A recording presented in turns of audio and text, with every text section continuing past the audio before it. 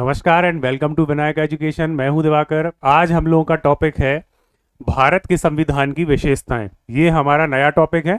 Previously हमने देख लिया था पहले के लेक्चर्स में कि भारत के संविधान का ऐतिहासिक आधार क्या है। तो जो हम पढ़ते हैं क्राउन के पहले का शासन, देन आफ्टर उसके बाद क्राउन आ गया 1858 से, उसके बाद का। फिर हम 1935 तक आए, 1935 के भारत शासन अधिनियम तक आए। फिर हमने देखा 1946 में कैबिनेट मिशन आया। कैबिनेट मिशन की कुछ विशेषताएं, उसकी रिकमेंडेशंस थी, क्यों आया, है ना। ये मैंने आपको बताया था कि उसने क्या बताया कि हम भारत में संविधान निर्माण सभा, जो संविधान सभा है, इसके गठन के लिए आए हुए हैं। ठीक है। कैबिनेट मिशन ने क्या रिकमेंडेशन दी थी? इसने भारत के विभाजन को खारिज कर दिया था। इसने बोला था हम भारत को ए, बी और सी तीन तरह के प्रांतों में बांटेंगे। क्लियर है। ये सारे कुछ इसने बातें की थी और बोला था। ये वैसे तो कई सारी पॉइंट्स हैं, लेकिन आपको मैं मेजरली वही बता रहा हूं जो पेपर में आते हैं। क्या चीज आती है कि भैया संविधान सभा का निर्माण किस मिशन की रिकमेंडेशन या समिति की आधार अपने रिकमेंडेशन या फिर हम बोलते हैं ना परामर्श पर हुआ। तो आपको लगाना है कैबिनेट मिशन के प्रस्ताव पर हुआ। गठन कब हुआ तो ये बताना है आपको। कब आया ये? तो 16 मई 1946 को याद रखना है। कैबिनेट मिशन ने प्रस्ताव कब रखा? ठीक है।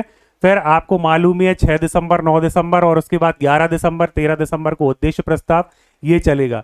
इसके बाद मैंने आपसे बोला था कि 1947 का जो भारत स्वतंत्रता अधिनियम है, इसको भी थोड़े एक पॉइंट देखेंगे। तो इसको हम बाद में कभी डिस्कस करेंगे, क्योंकि अभी भारत के संविधान की विशेषताएं नया टॉपिक हमको इंपॉर्टेंटली कवर करना है। आप बोलोगे सर ये ऐसा क्यों कर रहे हो आप कि 1947 का एक्ट नहीं पढ़ा रहे हो? देखो 1947 के एक्ट में कुछ भी नहीं है जिसको हम बोलते हैं ना माउंटबेटन प्लान। भारत को स्वतंत्र करने के लिए क्या किया अंग्रेजों ने? एक एक्ट बताया कि उसमें बताया हम वाइसराय का पद खत्म कर रहे हैं, हम जो भारत का सचिव होता है उसका पद खत्म कर रहे हैं, तो वो राज्य सचिव बन गया। ठीक है। फिर उन्होंने बताया कि यहाँ पर क्या होगा, दो डोमिनियन स्टेट्स बनेंगे, मतलब कि दो गणराज्य की बात नहीं थी। ठीक है। अधीन जो अधिराज्य रहते हैं ना, इनकी बात की गई थी। दो डोमिनियन मतलब 14 अगस्त को पाकिस्तान बना, 15 को भारत बन गया। तो ये इस तरह से काम किया गया था 1947 के स्वतंत्रता अधिनियम एक्ट के द्वारा। तो इसके थोड़े से पॉइंट हैं। कभी भी एक शॉर्ट वीडियो, शॉर्ट लेक्चर आ जाएगा आपके पास, या फिर आप चाहें तो खुद से कवर कर सकते हैं। अगर आपको कोई डिफिकल्टीज आती हैं तो मुझे कांटेक्ट करें आप। ठीक है। एप्लीकेशन डाउनलोड करें, वहां पर सारी कुछ चीजें आपको बताई गई हैं। टेस्ट सीरीज भी वहां पर फ्री ऑफ कॉस्ट चल रही हैं, तो आप अपने दोस्तों के साथ शेयर कर सकते हैं। विनायक एजुकेशन का एप्लीकेशन वो आपका अवेलेबल रहेगा जो ऐप स्टोर रहता है आईफोन के लिए, है ना, और जो गूगल प्ले स्टोर रहता है एंड्रॉइड यूजर के लिए। तो चलो आओ देखते हैं। सबसे पहले स्टार्ट करते हैं कि जो भारत का संविधान है, अभी तक तो हम लोग देखते आ रहे हैं कि भारत का संविधान ऐतिहासिक आधार क्या है सर, फिर इसका संवैधानिक विकास कैसे हुआ, तो ये सारा कुछ हमने देख लिया, सब विकास हो गया है। अब हमको पढ़ना है जो एक्चुअली प्रारूप समिति में जो 7 सदस्य थे, और मैंने आपसे क्वेश्चन पूछा था कि टीटी कृष्णमाचारी किसकी जगह पर आए, बीएल मित्र किसकी जगह पर आए, ऐसा क्या हो गया था? ऑब्लिक करके किसी ने भी आंसर नहीं दिया। तो ये नहीं करना है आपसे। अगर टीचर क्वेश्चन पूछता है तो आपको आंसर करना है। अब देखो ये बाउंडेशन नहीं है आपके पास कि नकल कर लेंगे, है ना। मैंने पूछा, आप गूगल कर सकते हैं। उससे क्या होगा? उससे ये होगा कि आपको वो फैक्ट हमेशा के लिए याद हो जाएगा। क्या होगा? मैंने यहां से पूछा, आपने क्लास देखी, आपसे नहीं बना, कोई बात नहीं। आपने किताब खोली या फिर आपके पास जो भी नोट्स थे वो खोले, आपने गूगल पर सर्च किया, ठीक है, और आपको उसका आंसर मिला। तो वहां से क्या हुआ, आपसे मैंने क्वेश्चन पूछा था, एक जस्ट 30 सेकंड में हो गया था, है ना। तो आप टाइप करने के लिए, कमेंट बॉक्स में आंसर देने के लिए क्या करेंगे, इतनी रिसर्च करेंगे, और उससे किसका बेनिफिट होगा? अल्टीमेटली आपका ही होगा। ठीक है। क्योंकि यू नेवर नो कि कैसा क्वेश्चन आ जाए। प्रारूप समिति के सदस्य कितने थे, कौन अध्यक्ष था, कि हमेशा से ट्रेडिशनली क्वेश्चन चले आ रहे हैं। अब क्या होगा अगर ये पूछ लिया कि किसकी जगह किसको अपॉइंट किया गया था, किसका स्वास्थ्य खराब हो गया था, किसकी मृत्यु हो गई थी, तब क्या होगा? सभी से नहीं बनेगा, लेकिन तुम लोगों से बनेगा। क्यों? क्योंकि तुम लोगों ने खुद से रिसर्च किया है और आंसर दिया है। ठीक है। तो अब देखो, जो संविधान बनाया गया था उसकी इसने पूछी विशेषताएं। तो एक बात यहां याद रखना है कि भारत का जो संविधान है, क्या है भारत का संविधान, इसमें इसमें क्या होगा? भारत के संविधान में बात की जाए तो 22 भाग रहेंगे। ठीक है, अब यहां से याद रखते हुए चलना क्योंकि यहां से क्वेश्चन बनते हैं। क्लियर, 22 भाग रहेंगे। 395 क्या रहेंगे? अनुच्छेद रहेंगे, जिन्हें हम बोलते हैं आर्टिकल्स, अनुच्छेद। और इसके बाद देखा जाए तो 12 अनुसूचियां रहेंगी। क्या रहेंगी? 12 अनुसूचियां। क्या? शेड्यूल। ठीक है, 12 अनुसूचियां। ठीक, तो याद रखना है भारत का जो संविधान है वर्तमान में, और जो 26 जनवरी 1950 से लागू हो गया, प्रवृत्त हो गया, गणराज्य बना भारत, तो उसमें 22 भाग हैं, 395 अनुच्छेद हैं और 12 अनुसूचियां हैं। ये आपका एक फैक्ट हुआ। यहाँ कहने को 3 फैक्ट है, उसके अंदर आप देखोगे तो 22 भाग सेपरेटली पूछ लेते हैं कि भाग 3 में क्या है। क्लियर है? आर्टिकल नंबर 12 में क्या है, भाग 5 में क्या बताया हुआ है, भाग 7 में क्या है, भाग 8 में क्या है, ठीक है, भाग 20 में क्या बताया है, ये आपसे पूछे जाते हैं। इसके अलावा आप बात करें तो पूछा जा सकता है आपसे कि जो 22 भाषाएं हैं, ठीक है, वो किस अनुसूची में हैं। या फिर आप अपने सिलेबस को देखेंगे जो पहली क्लास में बताया था, वहां पर क्या है आपका नगरीय निकाय है, स्थानीय स्वशासन है, तो पूछ लेगा वो कि नगरीय निकाय से संबंधित कौन सी अनुसूची है, या फिर ग्राम पंचायतों से संबंधित कौन सी अनुसूची है। ठीक है, तो ये आपको पता होना चाहिए सहकारिता वाला कौन से अनुच्छेद के अंतर्गत आर्टिकल दिया हुआ है। क्लियर है बात? आगे बढ़े। अब देखो यहां पे हम आते हैं तो भारत का संविधान 22 भागों में विभाजित किया गया है, बहुत अच्छी बात है। अब यहां एक बात याद रखना कि मैंने आपको बताया ना, भारत के संविधान को बोलते हैं कार्बन कॉपी ऑफ 1935 के एक्ट की। अब 1935 के एक्ट से जब डीडी बसु बोल रहे हैं 70 से 75% लिया है, लगभग 200 के लगभग आर्टिकल एज इट इज ले लिए हैं, और 395 तो टोटल है ही सही। तो यहां पर बात आती है कि आखिर भारत का जो संविधान है वो कहां कहां से बनाया गया है। क्योंकि मैंने आपको बताया था ना कि जो अंबेडकर जी थे और जो बहुत बुद्धिजीवी वर्ग के लोग थे, इन्होंने क्या किया, दुनिया भर में जो भी संविधान थे इनका अध्ययन किया, वहां से देखा कि किस संविधान में क्या अच्छी चीज दी गई है। अमेरिका से कुछ चीजें ली हुई हैं, ब्रिटेन से कुछ चीजें ली हुई हैं, आयरलैंड से ली हैं, ऑस्ट्रेलिया से ली हैं, कनाडा से ली हैं, है ना, रूस से ली हैं जो उस समय क्या था आपका यूएसएसआर, जापान से ली हैं, जर्मनी से ली हैं। ठीक है, तो ये कुछ हमको चीजें पूछता है एग्जामिनर, क्योंकि वह क्या बोलेगा, वो बोलेगा नीति निर्देशक तत्व भारत के संविधान में कहां से लिए गए हैं, या फिर राष्ट्रपति है जो इसका निर्वाचन कहां से लिया गया है। ठीक है, कनाडा से कौन सी चीजें ली हुई हैं, ये सूचियां जो आप पढ़ते हैं ये कहां से ली हुई हैं, तो ये क्या है, यही आपको पढ़ना है विशेषताओं के रूप में। फिर आप आगे देखोगे कि जब हम देखेंगे कि 395 अनुच्छेद थे, और यहां पर जो मैंने लिखा 22 भाग 395 अनुच्छेद, इसका मतलब क्या है थोड़ा समझना। इसका मतलब क्या हुआ? इसका मतलब हुआ सर कि ये क्या है, बहुत ही क्या है, विशाल। अब बोलोगे विशाल क्यों सर? तो देखो यहां से ये समझ में आ रहा है ना, 395 लगभग 400 अनुच्छेद दिए हुए हैं। ठीक है, और अभी आप देखते हो, अगर नहीं मालूम है तो याद रखना क्या है, एक किताब ही है संविधान। क्या है? एक किताब है, और कैसी किताब है, बहुत मोटी किताब है, 400 के लगभग अनुच्छेद है, 395 22 भाग हैं। तो इससे एक चीज क्लियर हो जाएगी आपको कि ये कैसी होगी, ये रिटन है ना, मैंने बताया था ना, रायजादा साहब जो थे वो कैलीग्राफ थे, कैलीग्राफी उन्होंने की थी, कृष्ण बिहारी रायजादा, है ना। तो ये जब लिखा हुआ है और वहां पर पूरे बाकायदा सभी आर्टिकल्स उल्लिखित हैं, तो ये क्या हो जाएगा, इसकी विशेषताओं के अंतर्गत एक और क्या आ जाएगा।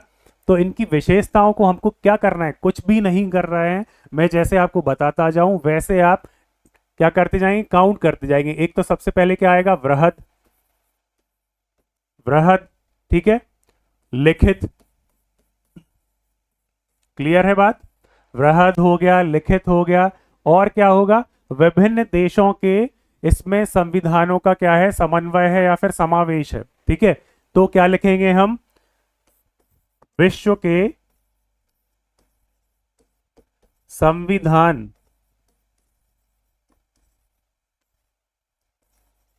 का समावेश, संविधानों का, है ना, विश्व के देशों के संविधानों का समावेश। उसके बाद आप क्या देखोगे इसकी विशेषताओं में कि ये कैसा है। मैंने आपको बताया था कि जब भारत के संविधान की हम लोग बात करते हैं तो इसकी विशेषताओं में, आलोचनाओं में क्या आता है, बहुत सारी चीजें आती हैं कि ये 1935 का कार्बन कॉपी है, ठीक है।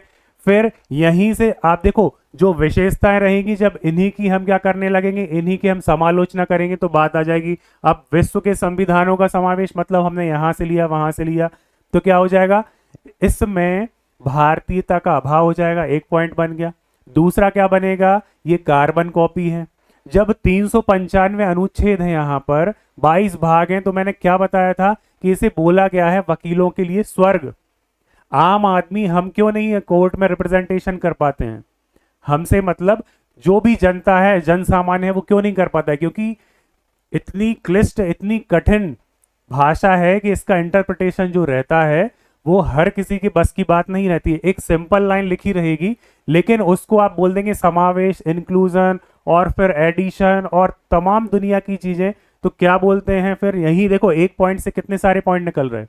कार्बन कॉपी है, भारतीयता का अभाव है, वकीलों का स्वर्ग है, अननेसेसरीली क्या है, बड़ा है, ठीक है। तो ये आपको जब संविधान की विशेषताएं पता चल जाएंगी तो क्या हो जाएगा, ऑब्वियसली आप समझ जाएंगे कि अगर आपसे पूछा गया कि निम्न में से भारतीय संविधान की आलोचना में क्या है शामिल, तो आप बता दोगे कि देखो वृहद है, लिखित है, ये तो नहीं है। भारतीयता का अभाव है, हाँ तो बोल सकते हैं कि है। बोलेगा वकीलों का स्वर्ग कहा जाता है, हाँ कहा जाता है। क्लियर है बात। अब इसके बाद देखो और संविधान की विशेषताएं, वृहद हो गया, लिखित हो गया, संविधान का समावेश हो गया। फिर क्या है, एकल नागरिकता है। आप सभी जो भी भारत के नागरिक हैं, हम सभी, तो हमारे पास क्या है, ऐसा तो नहीं है मध्य प्रदेश की अलग नागरिकता लिए बैठे हैं हम, या फिर किसी अदर कंट्री के लिए बैठे हैं और भारत के भी सिटीजन ऑफ इंडिया है, ऐसा नहीं है ना। तो क्या है यहाँ पर, एकल नागरिकता का प्रावधान, एकल नागरिकता है यहाँ पर। क्लियर है बात। देखो ये जितने भी चले आ रहे हैं ना, इनको अच्छे से याद कर लेना। एकल नागरिकता हो गई, फिर क्या होगा, संघीय प्रवृत्ति हो गई। आपको देखा था 1935 से अखिल भारतीय संघ आया, क्लियर, तो संघीय प्रवृत्ति आ जाएगी यहां पर, ठीक है। केंद्र के पास अवशिष्ट शक्तियां आ जाएंगी। फिर क्या होगा, एकल क्या होगी, न्यायपालिका रहेगी, एकल न्याय व्यवस्था रहेगी, क्योंकि सुप्रीम कोर्ट एक ही है। जैसे कि हमारे पास क्या है, राज्यों में हाई कोर्ट्स हैं, ठीक है, जिला लेवल पर जिला न्यायालय हैं, लेकिन आप देखें सर्वोच्च संस्था कौन सी है, तो सर्वोच्च संस्था क्या है, सुप्रीम कोर्ट ऑफ इंडिया, जिसमें अभी आप देखेंगे तो मई के महीने में 52वें हमको सीजेआई मिलने वाले हैं। क्लियर है। न्यायाधीश क्या है उनका नाम, गवई। क्लियर। तो ये ऐसी कुछ चीजें हैं जो यहीं से आपको विशेषताएं पता है, क्योंकि हम रोज कहीं ना कहीं से पढ़ते हुए आ रहे हैं कि ये क्या होता है क्या नहीं होता है। देखो सबसे लंबा है, लिखित है, तो ये तो सभी को अब समझ में आ गया होगा कि मैंने बताया 22 भाग, 395 और 12 अनुसूचियां। क्लियर हो गई बात। तो ये सारे कुछ आपको याद करते हुए चलना है। अब बात आती है जो मैंने बोला कि यहां पर और क्या आता है, तो एक आपने पढ़ा होगा, एक होता है नम्यता, मतलब क्या होगा, कठोर और लचीला। कैसा, कठोर और लचीला। अब बोलोगे सर ये क्या बात है। देखो जब हम पढ़ेंगे ना कि हमने साउथ अफ्रीका से क्या लिया है, संविधान संशोधन 368 आर्टिकल में ये बताया गया है, आर्टिकल 368 है, भाग 20 है। तो यहां पर कठोर क्यों हो जाएगा कि इसको आप बदल ऐसे नहीं सकते कि आज मर्जी आई उठे और बदल दिया। क्लियर है। तो कठोर इस तरह से हुआ। आपको देख, अभी आप आगे जब पढ़ेंगे तब आप देखेंगे राष्ट्रपति का निर्वाचन है, कार्यपालिका जो आपकी न्यायपालिका है इसकी शक्ति में विस्तार करना है, बहुत सारी ऐसी चीजें हैं जहां पर संविधान में संशोधन करना है, तो बहुत टफ क्या होता है, यहां पर सिस्टम बनाया गया है। हम संविधान का संशोधन कितने तरह से कर सकते हैं, 3 तरह से कर सकते हैं। 50% प्लस 1 का हमारे पास बहुमत हो, 2/3 मतलब जिसे बोलते हैं विशेष बहुमत, जितने सदस्य उपस्थित हैं वोटिंग करने वाले हैं उसका 2/3, ठीक है, तो ये हो गया। और एक तीसरा होता है कि आधे से अधिक विधानसभाओं का भी समर्थन हो। तो जब ये तीसरा वाला जो क्लॉज आता है जिससे ही संविधान संशोधन जिन चीजों में किया जाता है वो क्या होगा, कठोर।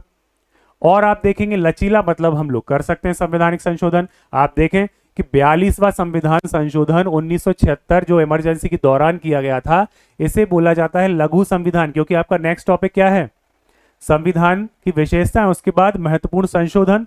तो हमको पढ़ना है पहले संशोधन से लेके वर्तमान में किया गया 106वां संशोधन।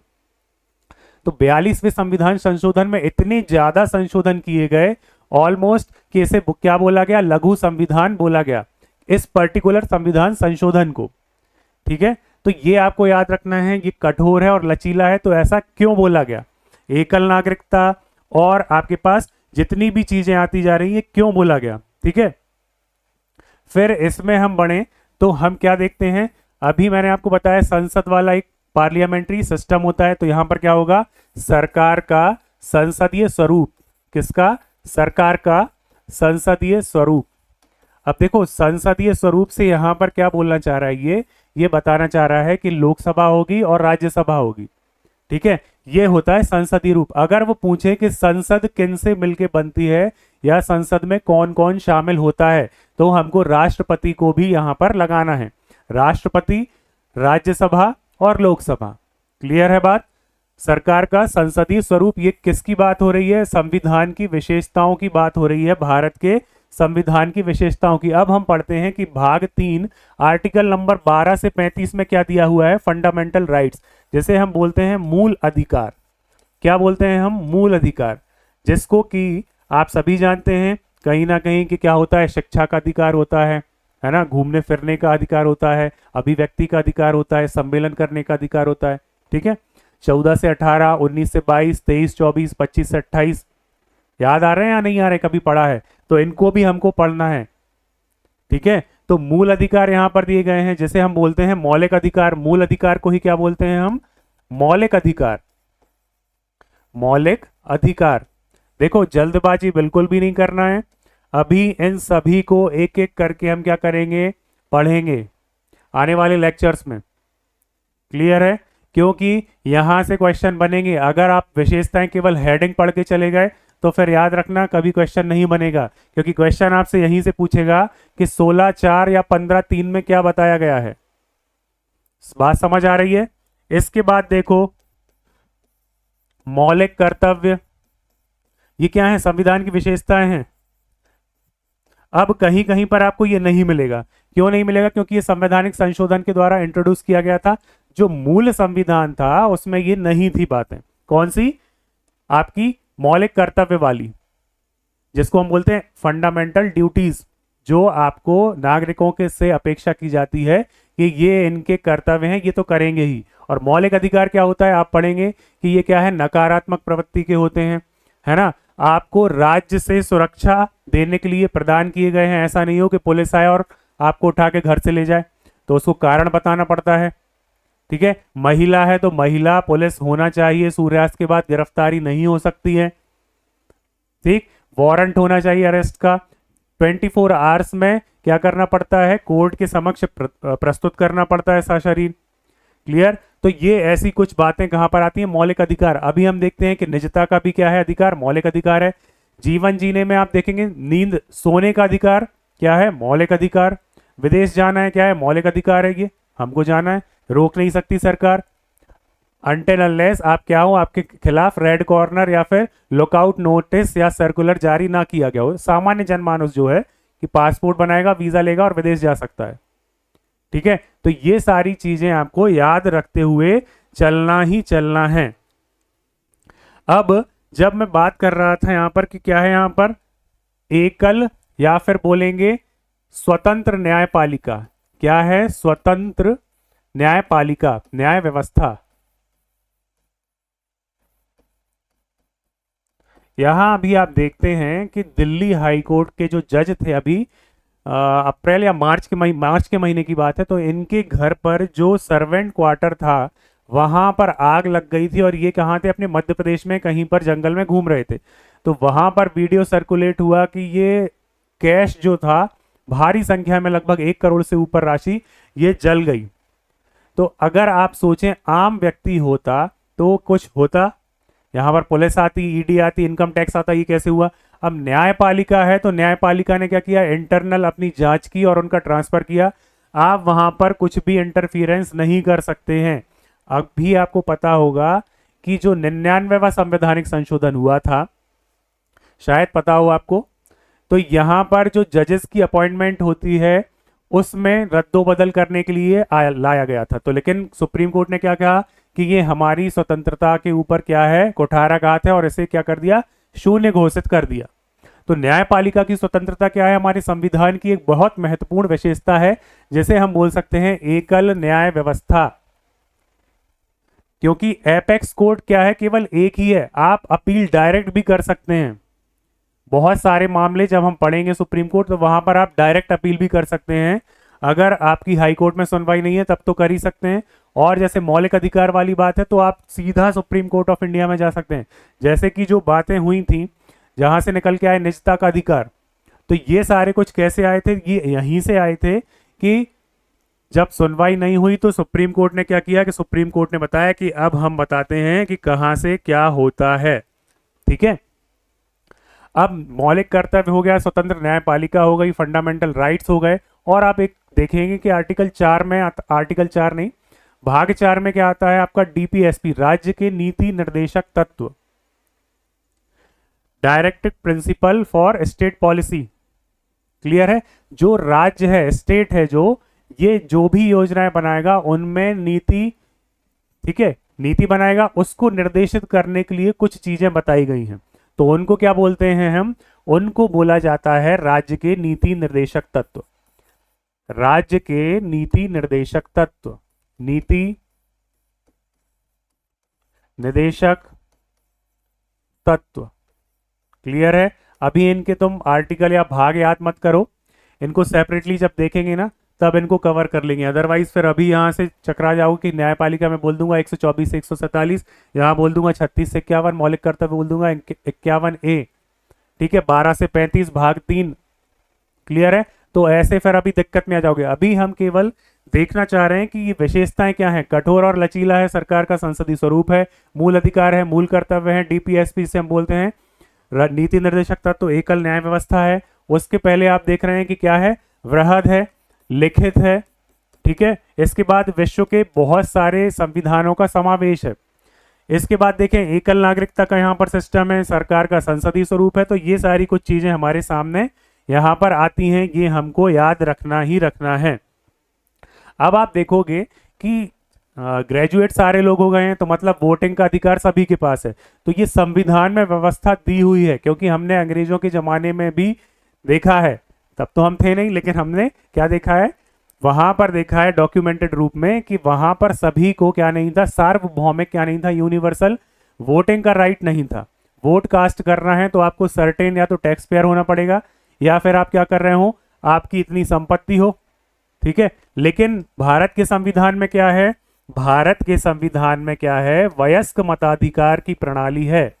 वयस्क मताधिकार, पहले ये आयु 21 वर्ष की थी, लेकिन 61वें संविधान संशोधन के द्वारा क्या किया गया, इसकी आयु घटाकर 18 वर्ष कर दी गई। तो ये क्या होगा, वयस्क मताधिकार। मतलब क्या होता है, आप या तो 18 वर्ष के हैं या फिर क्या है, इससे बड़े हैं। क्लियर हो गई बात। अब इसको यहाँ क्या कर देते हैं, यहाँ पर इक्वल का निशान लगा दें, तो ये आपका डिनोट कर देता है। अगर पता है तो अच्छी बात है, नहीं पता है तो फिर कोई बात नहीं, ठीक है। ये चीज याद रखना, वयस्क मताधिकार याद रखोगे, नीति निर्देशक तत्व तो याद रखोगे। क्लियर है, देखो 10-12 से ज्यादा आपकी विशेषताएं हैं यहाँ पर, ठीक है। एकल नागरिकता हो गया, ये सब हो गया। फिर आप देखोगे कि जब 42वां संवैधानिक संशोधन हुआ, जैसे मैंने बोला लघु संविधान, वहीं ये सारी कुछ चीजें जोड़ी गई, ठीक। तो वहीं से आपके पास आएगा कि भारत कैसा देश है। तो भारत आप देखेंगे पंथ निरपेक्ष, कैसा है, पंथ निरपेक्ष राष्ट्र। क्लियर। इसके बाद भारत के संविधान की विशेषताओं में आगे बढ़े तो यहां पर क्या है, जो बोलते हैं ना इंडिपेंडेंट बॉडी, या फिर हम बोलें स्वतंत्र निकाय। क्या बोले हम, स्वतंत्र निकाय। बोलोगे ये क्या है सर स्वतंत्र निकाय, अभी आपने क्या क्या बता दिया, एकल एपेक्स कोर्ट होता है, एकल नागरिकता है।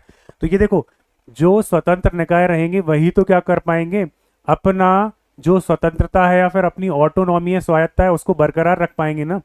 अगर आपके ऊपर किसी का शासन है, उस जैसे हम देखें तो जो व्यापार करने आए तो ईस्ट इंडिया कंपनी बन गई, वो उनका शासन हुआ। उसके बाद देखें 1858 से तो क्राउन का शासन आ गया। ठीक है, तो यहां पर कोई ना कोई हमारे को गवर्न कर रहा था। क्लियर है बात? यही इसका उल्टा कर दो, अपोजिट कर दो कि बिल्कुल फ्री है निकाय, जो भी बॉडीज हैं वो टोटली फ्री हैं, बस संविधान में जो उल्लिखित है, जो भी उनको पॉइंट्स दिए गए हैं कि ऐसे ऐसे आपको फंक्शन करना है, उसके अकॉर्डिंग वो काम कर रहे हैं, तो उनको कोई भी इंटरफियरेंस नहीं कर सकता है। ठीक है, आप देखते हैं यूपीएससी वगैरह हैं, सीएजी होता है, ठीक है, चुनाव आयोग है, तो ये क्या है, स्वतंत्र निकाय में इनकी क्या होती है, गणना की जाती है। इनका समय समय पर इनमें बदलाव किए जाते हैं सरकारों के द्वारा। कैसे किए जाते हैं, अभी आप हाल ही में देख रहे हैं कि जो हमारा चुनाव आयोग है, इलेक्शन कमीशन ऑफ इंडिया है, इसमें भी क्या हुआ, बदलाव हुआ। इसमें भी क्या आया, एक अधिनियम आया कि किस प्रकार इसके जो मुख्य चुनाव आयुक्त हैं भारत के, इनकी अपॉइंटमेंट की जाएगी, और जो अन्य दो चुनाव आयुक्त हैं उनके कौन है, जो सहायक हैं, इनकी नियुक्ति कैसे, इनका प्रावधान किया गया कि इनको हटाया कैसे जाएगा, इनकी नियुक्ति में कौन होगा। क्लियर है बात? तो ये क्या है, स्वतंत्र निकाय। तो आई थिंक इतने आपके पास बहुत से पॉइंट आ गए होंगे। अगर और अभी करना चाहो तो इसमें और हम बना सकते हैं कि क्या क्या होगा। ठीक है, जैसे मैंने आपको स्टार्टिंग में बताया था कि अगर आपसे पूछ लेगा कि नगरीय निकाय या फिर हम बोलें पंचायती राज व्यवस्था कहाँ से आई, तो ये याद रखना, यहां पर क्या बता दिया गया है, फिर त्रिस्तरीय शासन। बोलोगे कैसे, तो यहां पर देखो यही 73 और 74वां संवैधानिक संशोधन, ग्राम पंचायत, जनपद पंचायत, जिला पंचायत। क्लियर? उसके बाद देखें नगर परिषद, या क्या बोलते हैं, नगर परिषद ही बोलते हैं ना, जो ऐसी पॉपुलेशन जो शहरों की ओर क्या हो रही है, शहरी आबादी ग्रामीण से शहरी की ओर जिसका ट्रांजिशन संक्रमण हो रहा है, तो उसे नगर परिषद बोलते हैं। इसके बाद उससे बड़ा क्या आता है, तो नगर पालिका, और नगर पालिका से भी बड़ा क्या आता है, तो नगर निगम। तो त्रिस्तरीय शासन हो गया। वहीं आप देखें कि बहुत बार बात चलती है, जैसे मैंने आपको बोला 1975 से लेकर 77 तक क्या हुआ, इमरजेंसी थी। इमरजेंसी को क्या बोलते हैं, आपातकाल। तो ये कहां से आया आपातकाल, तो ये आपातकालीन प्रावधान भी कहां पर हैं, भारत के संविधान की विशेषताएं हैं। क्या हैं, भारत के संविधान की विशेषताएं, आपातकालीन प्रावधान। आपातकालीन प्रावधान में बोलोगे सर क्या क्या होता है, तो आर्टिकल नंबर 352। क्लियर है? ये क्या है, आपात है। इसमें किसी एक पर्टिकुलर क्षेत्र में या फिर संपूर्ण देश में आपातकाल लगाया जाता है। इसके बाद जो बहुत ज्यादा इनफेमस है उसे बोलते हैं आर्टिकल 356। क्लियर है? जैसे हम आम बोलचाल की भाषा में बोलते हैं राष्ट्रपति शासन। ठीक है, ये क्या होता है कि जो राज्यपाल रहता है वह राष्ट्रपति को क्या करता है, एक अपनी संस्तुति या फिर हम बोले रिकमेंडेशन देता है और कहता है कि इस राज्य में जो है संवैधानिक तंत्र विफल हो गया है। किसमें, संवैधानिक तंत्र की विफलता हो गई है, जो भी संविधान में चीजें बताई गई हैं उसके अनुसार काम नहीं कर पा रही है प्रशासनिक व्यवस्था, तो क्या होगा, राष्ट्रपति शासन लगेगा। इसके बाद देखोगे तो आता है 360। यहां पर क्या होता है, ये होता है वित्तीय आपातकाल। थैंकफुली भारत में आज तक इसकी जरूरत नहीं पड़ी, अदरवाइज आप देखेंगे कि यहाँ पर ये पावर्स रहते हैं कि सारी सैलरीज वगैरह कट डाउन हो जाती हैं, और इसकी ड्यूरेशन कितनी रहती है, बहुत लंबी समय सीमा हो सकती है। यहाँ तो फिर भी बताया गया है कि आपको 6 महीने में पास करना है, मैक्सिमम 3 साल हो सकती है 356 वगैरह में, लेकिन 360 में क्या है, लगाए रहो लगाए रहो, क्योंकि वित्तीय स्थिति कैसे सुधरेगी। तो भारत में एक बार कंडीशन बनी थी 1990 के दशक में, उसी के बाद क्या इंट्रोड्यूस किया गया, तो यहाँ पर आप जो हम पढ़ते हैं ना कि क्या आया, लिबरलाइजेशन, प्राइवेटाइजेशन और ग्लोबलाइजेशन, एलपीजी जैसे हम बोलते हैं ना, तो ये चीजें, तो उसके पहले भारत की कंडीशन बन गई थी कि भारत के पास विदेशी मुद्रा भंडार बहुत कम हो गया था। और भारत पहले कैसा था, तो जब आप अर्थव्यवस्था पढ़ेंगे तो वहां पर आपको समझ में आएगा कि भारत में बहुत ज्यादा लाइसेंसिंग प्रणाली थी। ठीक है, तो now come to the point, हमने कितनी सारी चीजें डिस्कस करी, 3 यहां पर हैं। इसके बाद देखें 4 ये हो गए 7, इसके बाद देखें 4 ये हो गए तो कितने हो गए 11, और यहां देखोगे तो 4 ये हो गए तो 15। और अगर आपको विशेषताएं लगता है तो और भी आप लोग यहां से अलग अलग करके निकाल सकते हैं। क्लियर है? आपको ये तो याद रखना ही रखना है। ठीक, अब यहां से देखो 22 भाग 395, 12 अनुसूचियां बिल्कुल भूलना नहीं है, तभी तुमसे ये सारा बनेगा कि विशाल है, लिखित है, इसमें ये भी है, इसमें वो भी है। क्लियर हो गई बात? तो ये आपको क्या करना है, याद रखना है। अब ये तो हमारी विशेषताएं हो जाती हैं, यहां पर क्या हो गई हैं, संविधान की विशेषताएं हो गई। अब इन विशेषताओं के अंतर्गत ही आपको बहुत सारी चीजें पढ़ने के लिए मिलती हैं। क्या मिलती हैं? जैसे मैंने बोला कि बहुत सारे देशों से या फिर दुनिया भर के संविधानों से क्या लिया गया, इनका समावेश किया गया, जो अच्छी अच्छी चीजें थी। अब हम कुछ एक आर्टिकल्स देख लेते हैं कि जहां पर क्या क्या चीजें ली गई। तो सबसे पहले देखें संयुक्त राज्य अमेरिका। क्या देखेंगे? संयुक्त राज्य अमेरिका, जिसे हम क्या बोलते हैं, USA, United states of America. संयुक्त राज्य अमेरिका से क्या लिया गया? क्लियर है? संयुक्त राज्य अमेरिका से भारत के संविधान में क्या क्या प्रावधान किए गए, ये आपको पता होना चाहिए कि यहां से सर ये चीजें आई हैं, यहां से ये चीजें आई हैं। क्लियर है? तो देखो संयुक्त राज्य अमेरिका से आपका क्या आएगा, न्यायपालिका या फिर सुप्रीम कोर्ट, स्वतंत्र, क्या आएगी, स्वतंत्र न्यायपालिका, स्वतंत्र न्यायपालिका। याद रखते जाना ये पॉइंट, क्योंकि मेंस का पढ़ रहे हैं हम। अब ये भूल जाओ कि बस गोला भरना है, तो गोले भरने में भी ऐसे क्वेश्चंस आते हैं कि जहां पर अगर आपने कंसेप्ट क्लियर नहीं किए तो हमसे नहीं बनेगा। ठीक है, इसके बाद देखें मूल अधिकार। क्या देखना है हमको? मूल अधिकार।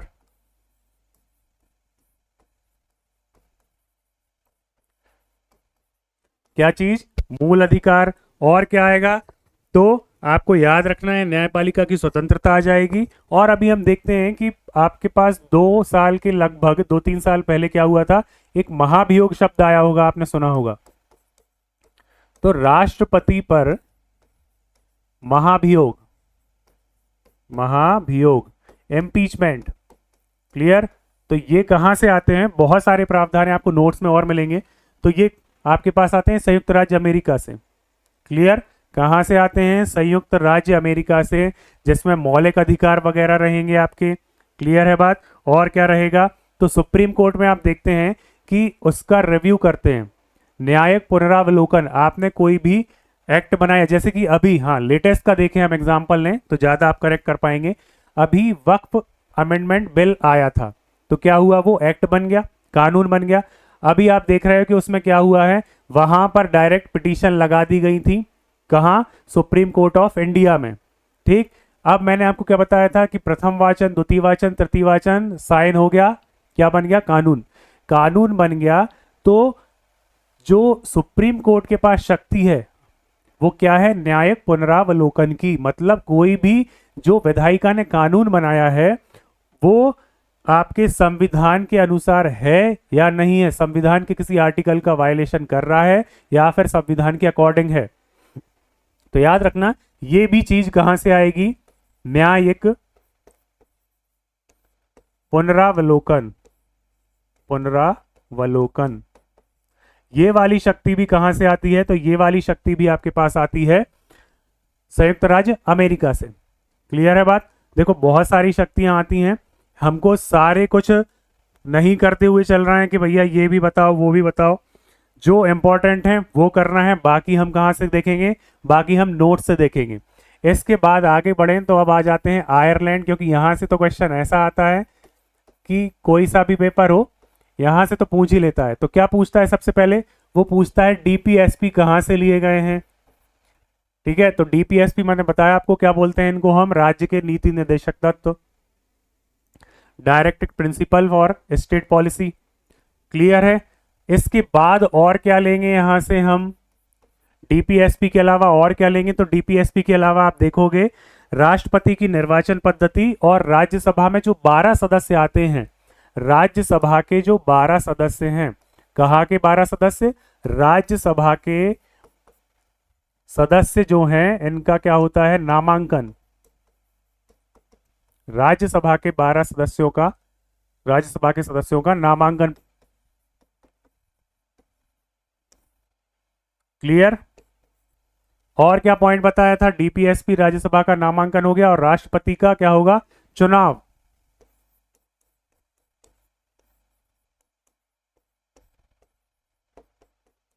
निर्वाचन है ना, निर्वाचन को क्या बोलते हैं, चुनाव। निर्वाचन की पद्धति। अब ये पद्धति भी अपने आप में क्या है, एक पूरी क्लास, अच्छी खासी ड्यूरेशन की क्लास जिसमें तुम्हारे सारे कंसेप्ट खुल जाएं। अभी बहुत से लोगों को पता ही नहीं है कि राष्ट्रपति का चुनाव कैसे होता है। ठीक है, जिसमें हम बोलते हैं ना कि एकल आनुपातिक एकल संक्रमणीय पद्धति के आधार पर होता है। तो ये आनुपातिक क्या है, एकल संक्रमणीय व्यवस्था क्या है, गुप्त मतदान क्या है। ठीक है, तो ये सारी कुछ चीजें कहां से हमको सीखने को मिलती हैं, तो ये हमको मिलती हैं, तीन चीजें आयरलैंड के संविधान से। अब ये विशेषताओं के अंतर्गत चल रहा है, कहां चल रहा है, विशेषताओं के अंतर्गत। ठीक, एक मिनट।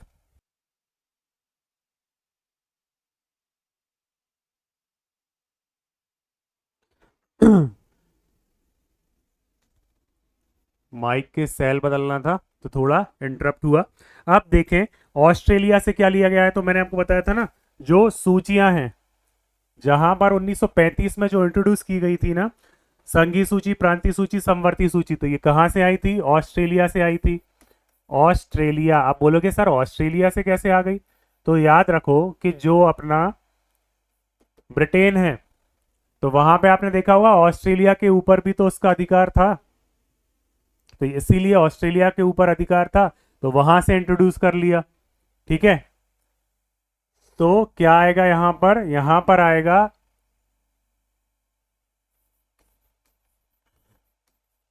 समवर्ती सूची। और कौन सी सूची आती है ऑस्ट्रेलिया से, तो ऑस्ट्रेलिया से समवर्ती सूची, व्यापार वाणिज्य और समागम की स्वतंत्रता। ठीक है, यहां पर और क्या आएगा आपका, व्यापार, अच्छा आप लोगों को पता है कि व्यापार क्या होता है और वाणिज्य क्या होता है, किसी को मालूम है, व्यापार और वाणिज्य में क्या फर्क है, व्यापार वाणिज्य। ठीक है, और क्या होगा यहां पर, संसद की संयुक्त बैठक वाला काम।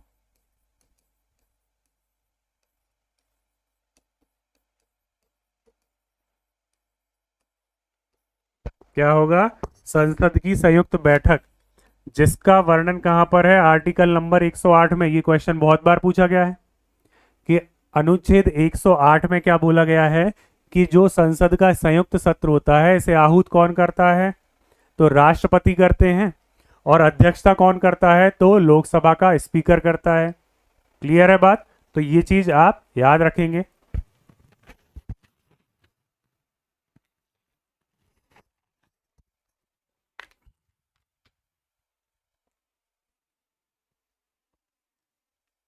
चलो आगे बढ़ते हैं हम।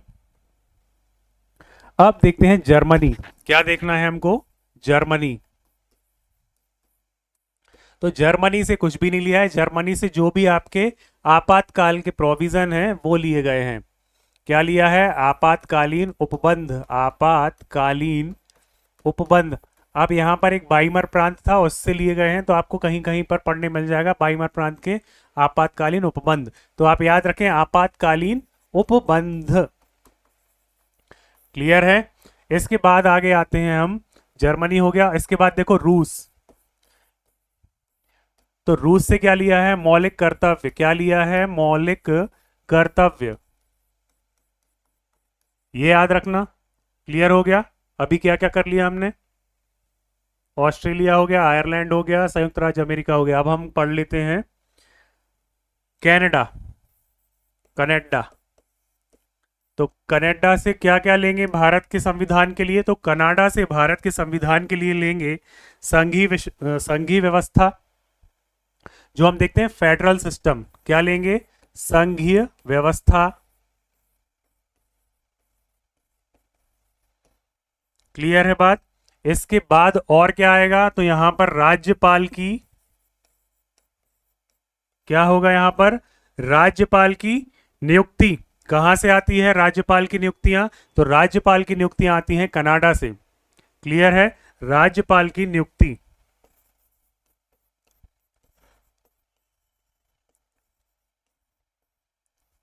अवशिष्ट शक्तियां। अवशिष्ट शक्ति याद करो, 1935 का अधिनियम पढ़ा था, वहां पर बताया था कि गवर्नर जनरल के पास यह अधिकार था कि जो भी सब्जेक्ट, जो भी तीनों सूचियों में नहीं है, समवर्ती, प्रांतीय, संघी, वही तीन है ना, वहां पर नहीं है, कुछ ऐसे विषय आते हैं तो अवशिष्ट सूची पर कानून बनाने का अधिकार किसका रहेगा? गवर्नर जनरल का रहेगा। और वर्तमान में देखें तो केंद्र सरकार का रहता है। ठीक है, अवशिष्ट शक्तियां, तो ये आपका क्या होगा? कनाडा हो गया, कनाडा, कनाडा, कुछ भी बोलो आप, बस हमको सही गोला भरना है। ओवरऑल हमारा उद्देश्य यही है, पेपर क्वालिफाई करना है हमको। क्लियर? और क्वालिफाई कैसे करना है? अधिक से अधिक नंबर स्कोर करना है। अब यहां पर आप सोचो कि मैं सर पीएचडी कर लूं इसमें, तो फिर आपके पास इतने ज्यादा सब्जेक्ट हैं कि आप किस किस पर पीएचडी करोगे? हमको पीएचडी नहीं करना है। फर्स्ट ऑफ ऑल अपने दिमाग में ये क्लियर कर लें, हमको जो भी पॉइंट दिए हुए हैं उन पॉइंट्स का कंसेप्ट जो भी बन रहा है, उसके जो भी तथ्य आ रहे हैं, उसकी जो भी समझ डेवलप करनी है, ये हमारा काम है कि हम आपको बताएं। ठीक है, आपको कठिनाई आती है आप पूछें, और साथ में मेहनत करते हुए चलें, क्योंकि आपको यहां से ये नहीं पूछेगा मौलिक कर्तव्य कैसे आया, क्यों आया, किसके लिए आया, नहीं पूछेगा। ये पूछेगा कि रूस से कौन सा क्या चीज ली गई जो संविधान में भारत के ऐड की गई। तो आपको बता देना है कहां पर ली गई, भारत के संविधान में भाग 4A में और 51A आर्टिकल के अंतर्गत क्या लिया गया? फंडामेंटल ड्यूटीज ली गई। अभी जब हम इसको पढ़ेंगे तब बताएंगे कि क्या हुआ यहाँ पर। सरदार स्वर्ण सिंह समिति की सिफारिश पर ली गई।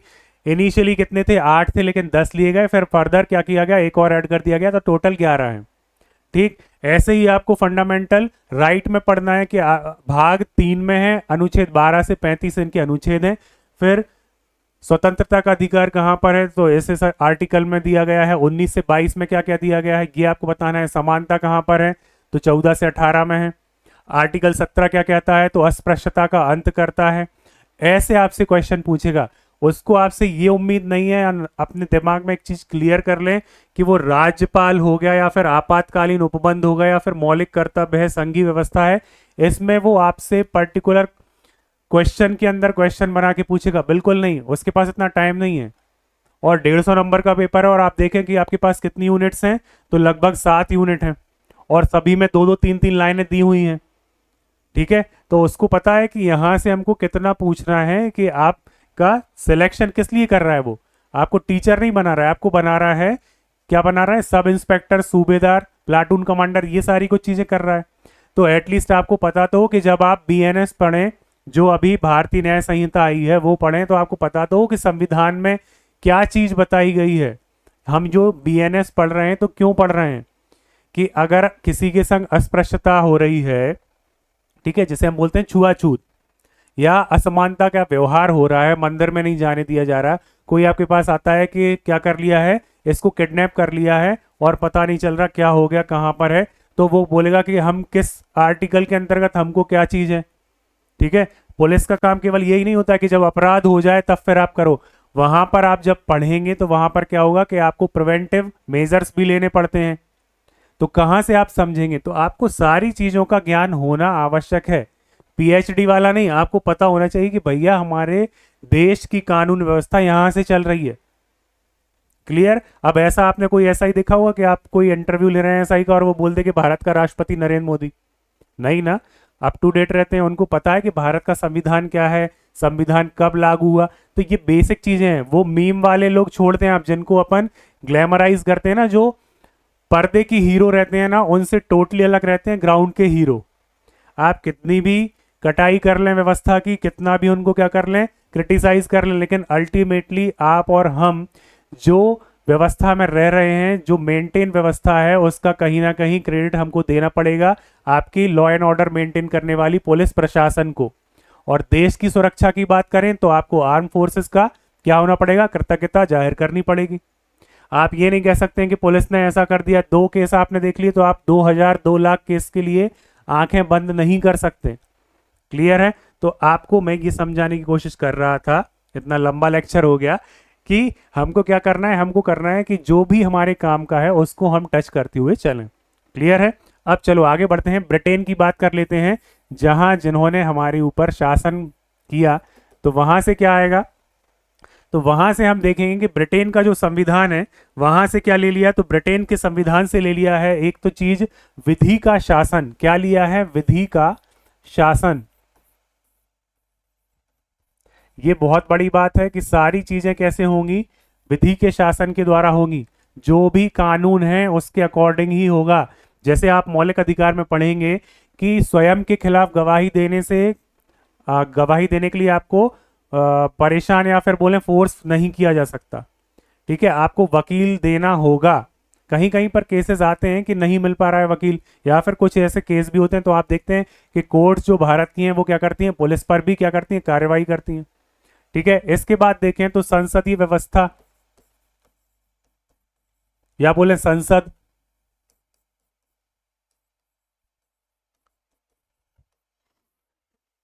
ठीक है, एकल नागरिकता, पोर्टफोलियो सिस्टम जैसे हम बोलते हैं, मंत्रिमंडल, सिंगल सिटीजनशिप, ऐसे क्या बोलते हैं हम, एकल नागरिकता, एकल नागरिकता सिटीजनशिप।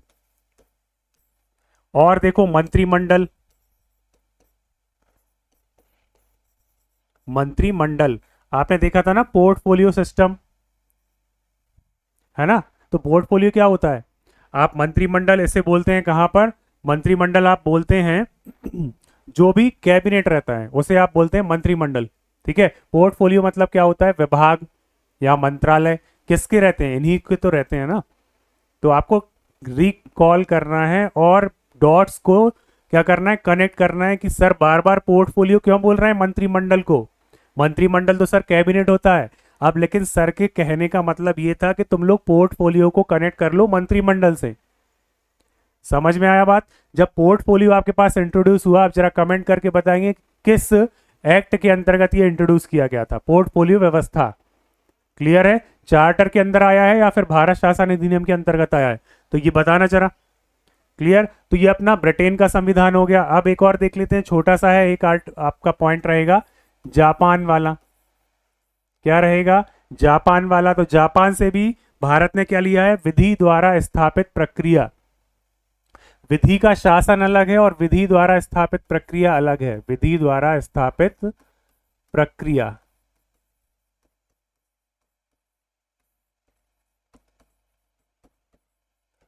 ये आपके पास कुछ एक एग्जाम्पल आ जाते हैं किसके, कि कहां से भारत ने क्या क्या लिया है। ठीक है, 1 2 5 6 7 8।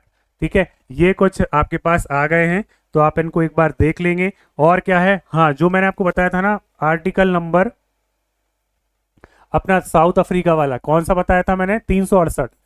तो दक्षिण अफ्रीका को कैसे भूल गए हम, दक्षिण अफ्रीका।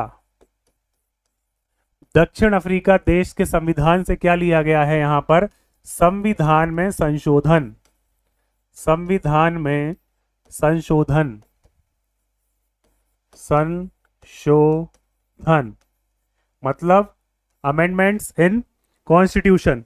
फ्रांस से क्या लिया गया है, तो फ्रांस, अगर आपने पढ़ा है कि कब हुई है फ्रांस की क्रांति, अगर थोड़ा भी, अब तो जैसे हटता जा रहा है वर्ल्ड हिस्ट्री, लेकिन हमको पता रखना है कि 1700 जब नवासी वाला दौर था तो फ्रांसीसी क्रांति हुई। तो फ्रांसीसी क्रांति में ही आपको स्वतंत्रता, समानता और ये बंधुत्व वाला कंसेप्ट जो आता है, फ्रेटर्निटी वाला, ये कहाँ से लिया है भारत के संविधान में, तो फ्रांस से लिया है। कहाँ से, फ्रांस।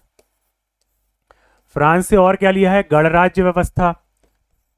कौन सी व्यवस्था, गणराज्य वाली। देखना, फ्रांस के राष्ट्रपति जो रहते हैं अभी कौन है, इमैनुअल मैक्रों है ना। तो वहां पर क्या होता है, चुनाव होता है। ऐसा तो नहीं कि मतलब जैसे हम पढ़ते हैं ना कि चार्ल्स कोई भी है, प्रिंस चार्ल्स है, तो उसके ही एंसेस्टर्स जो थे वो पहले क्या थे, वो भी क्राउन वाले थे, तो वही राष्ट्र प्रमुख हैं। ऐसा नहीं है ना। ब्रिटेन में राष्ट्रपति का पद है क्या, नहीं। अमेरिका में राष्ट्रपति है तो क्या बोलते हैं, रिपब्लिक ऑफ अमेरिका।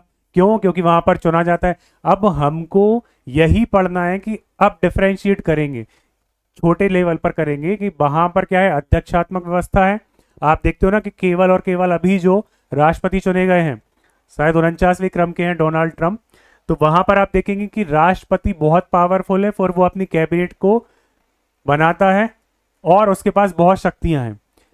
वहीं आप देखें ब्रिटेन में, तो ब्रिटेन में क्या है, ब्रिटेन में राष्ट्रपति वगैरह का कंसेप्ट नहीं है, प्रधानमंत्री है, सबसे ऊपर कौन है, तो क्राउन है, मोनार्की। क्लियर। भारत में क्या है, गणराज्य है और संसदीय व्यवस्था भी है, दोनों चीजें हैं। मतलब राष्ट्र प्रमुख का चुनाव होगा और संसदीय व्यवस्था भी है जिसके अंतर्गत चुनाव होगा। और यहां पर हम देखते हैं कि यहां पर एक्शन में आता है कार्यपालिका, जिसे हम बोलते हैं सरकार। क्या बोलते हैं, सरकार। तो फ्रांस से क्या लिया है, गणराज्य, बंधुता, समानता, और क्या लेंगे, स्वतंत्रता ले लेंगे। तो ये सारी कुछ चीजें कहां से ले ली हैं, फ्रांस से ले ली हैं ये चीजें। अब आपको बिल्कुल भी कठिनाई नहीं होगी अगर आपसे कोई पूछे कि कौन कौन से आपके पास क्या है विशेषताएं हैं, बताओ जरा भारत के संविधान की, तो आई थिंक सभी लोग बता देंगे इजीली। इस लेक्चर को इतना इजी वे में कंडक्ट करने का केवल और केवल एक ही उद्देश्य है कि घबराना नहीं है कि क्या ही बता दिया यार, दक्षिण अफ्रीका कैसे याद करूंगा। अभी अगर मैं तुमको यहाँ बताना शुरू कर दूं कि ये भैया समानता कहाँ से आई है, स्वतंत्रता कहाँ से आई है, बंधुता तुम्हारा फंडामेंटल ड्यूटी है, ठीक है, गणराज्य किसके अंतर्गत है, जो 12 अनुसूचियां हैं उसकी अभी अभी मैं तुमको बता दूं, पहली अनुसूची में ये, तीसरी में ये, 7वीं में ये, 10वीं में ये, 11वीं 12वीं में ये, ठीक है। तो तुम क्या करोगे, चकरा जाओगे एकदम कि अगर मैं बोलूं कि 8वीं अनुसूची में क्या है, तो 8वीं अनुसूची में बताओ जल्दी से 22 भाषाएं हैं, तो तुम कहोगे सर अभी तो पहली नहीं पता था, अभी तो अनुसूचियां याद कर रहे हैं हम लोग कि सर 12 अनुसूचियां हैं, आप कह रहे हो कि ये कौन सा है वो कौन सा है। तो हमको स्टेप वाइज क्या करना है, अपना लेवल बढ़ाते हुए चलना है। एक पहले हम बेसिक समझ तो डेवलप करें। उसने सिलेबस की पहली लाइन लिखी है तो वो सोच समझ के ही लिखी होगी। मैं जो आपको वहां 1773 से अभी यहां तक ला पाया हूं, तो कुछ इन 4-5 क्लासों में सोच के ही, अदरवाइज क्या करते, एक क्लास में मुड़ा देते कि ताज के पहले का शासन, जो बुक्स में तुम पढ़ते हो 1858 के पहले का शासन, 1858 से बाद में 1947 तक का शासन, और फिर सीधा दूसरी क्लास में हम पढ़ते विशेषताएं। तो फिर क्या होता, वही होता कि अगर आपसे पूछते कि पादरी कब आया, एक्सेस कब मिला, तो तुम लोग लगा के गलत आते। शाही उपाधियों वाला तुम भारत की साम्राज्ञी कब घोषित की गई, ब्रिटेन की महारानी को या क्राउन को, तो तुम नहीं बताते, शाही उपाधि अधिनियम, ठीक है। तो ये कुछ चीजें हैं जो हमको याद रखनी है। क्या करना है, भारत के संविधान में याद रखना ही रखना है। तो भारत का संविधान आपको पता होगा कब से बना है, तो 26 नवंबर 1949 को क्या हो गया, ये सब ने मान लिया कि हाँ यही है संविधान, फाइनलाइज हो गया। क्लियर है। यहीं पर बोलते हैं कि क्या कर लिया, अंगीकृत कर लिया, आत्मर्पित कर लिया, है ना। और फिर देखें प्रवृत्त होने की तिथि क्या है, तो 26 जनवरी 1950। अब बोलोगे सर ये डेट क्यों इतनी ऐसी है, जब यही हो गया था तो 26 जनवरी के लिए क्यों रुके। अब आपको समझने के लिए आपको जाना पड़ेगा रावी नदी के किनारे हुए अधिवेशन में कांग्रेस के, जहां पर सबसे पहले क्या किया गया, 26 जनवरी को स्वतंत्रता दिवस घोषित करने की बात कही गई नेहरू जी के द्वारा। तो इसीलिए क्या हुआ, आप देखो 15 अगस्त 1947 पर तो जोर नहीं था किसी का, वो इतनी मारकाट फैल रही थी, तो 15 अगस्त 1947 को अंग्रेजों ने कहा लो भाई जाओ तुम, और आजाद हो गए हो, ठीक है। अदरवाइज वो क्या करते और थोड़ा खींचने की कोशिश करते।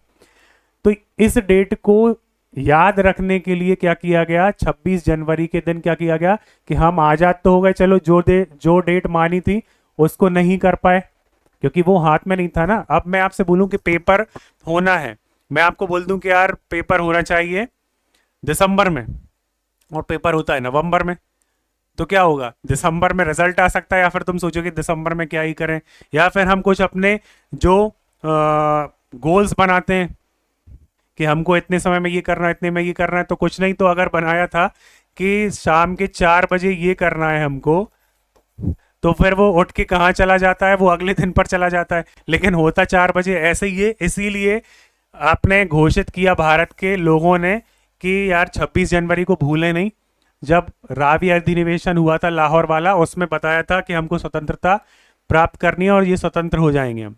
26 जनवरी की डेट है ना। तो यहां पर क्या कर दिया, यहां पर ये प्रवत्त हो गया, संविधान क्या हो गया, प्रवत्त, प्रवत्त को क्या बोलते हैं, लागू, लागू को क्या बोलते हैं, अधिनियमित। तो भारत क्या बन गया, भारत बन गया गणराज्य। क्या बन गया, भारत गणराज्य। अब यहीं से फिर बातें निकल के सामने आ गई कि जो तुम्हारी प्रारूप समिति के डॉक्टर अंबेडकर थे, BN राव थे, है ना, मुखर्जी थे, तो इन सारे लोगों की जो मेहनत हुई थी और संविधान सभा के टोटल जो मेंबर थे और जिन्होंने साइन किए, याद आ रहा है, 284 ने किए, 389 थे। आज़ादी जो भारत पाकिस्तान अलग हो गया था, कितने बचे, 299 बचे। चीफ कमिश्नर प्रांत 4 थे। हंसा मेहता कौन थी, तो 15 सदस्यीय महिलाओं की समूह की अध्यक्षा थी। एनी मस्करेन कौन थी, एंग्लो इंडियन थी। तो ये सारे कुछ पॉइंट आएंगे। अब संविधान की जब बात करेंगे तो संविधान की बात में आपको याद रखना है कि यहां से कहां पर आना है, हमको संविधान पर यहां से आना है। ये है आपकी संविधान की विशेषताएं।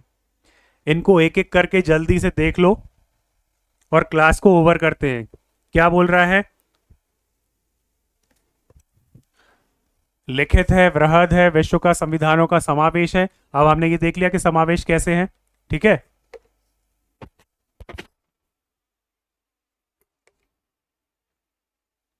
कठोर लचीला बताया कि जो साउथ अफ्रीका है वहां से हमने संवैधानिक संशोधन की बात कर ली है।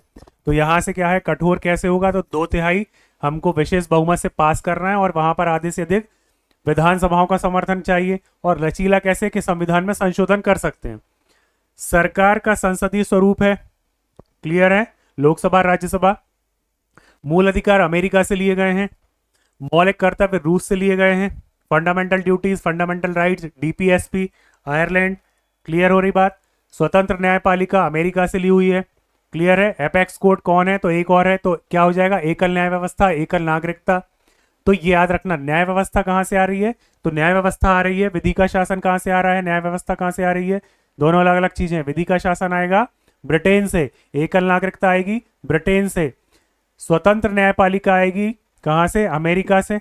राष्ट्रपति पर महाभियोग आएगा कहां से, और फंडामेंटल राइट आएंगे कहां से, अमेरिका से। इसके बाद देखो नीति निर्देशक तत्व, आयरलैंड। वयस्क मताधिकार, तो ये क्या है, 18 वर्ष या उससे अधिक के लोगों के लिए क्या है, सार्वभौमिक अधिकार। उसके बाद देखें पंथ निरपेक्ष राष्ट्र।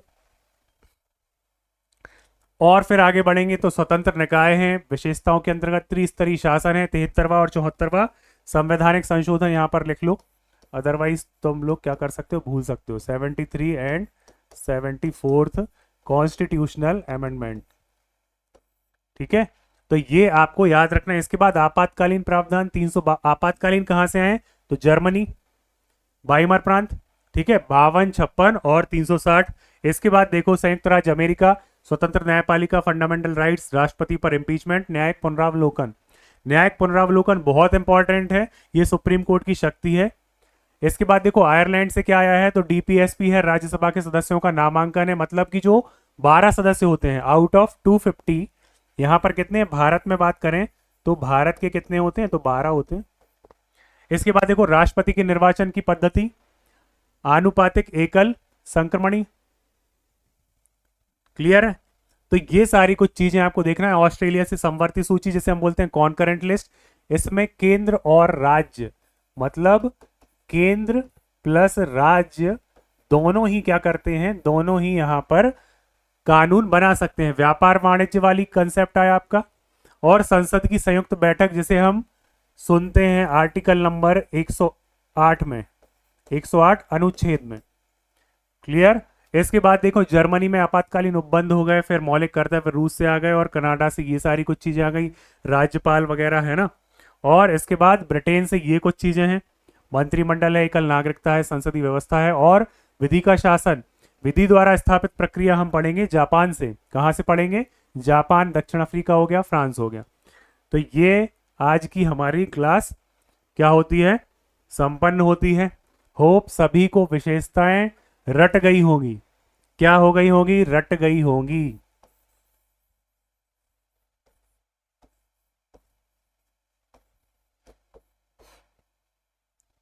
ठीक है, तो मिलते हैं नेक्स्ट वीडियो में। Thank you.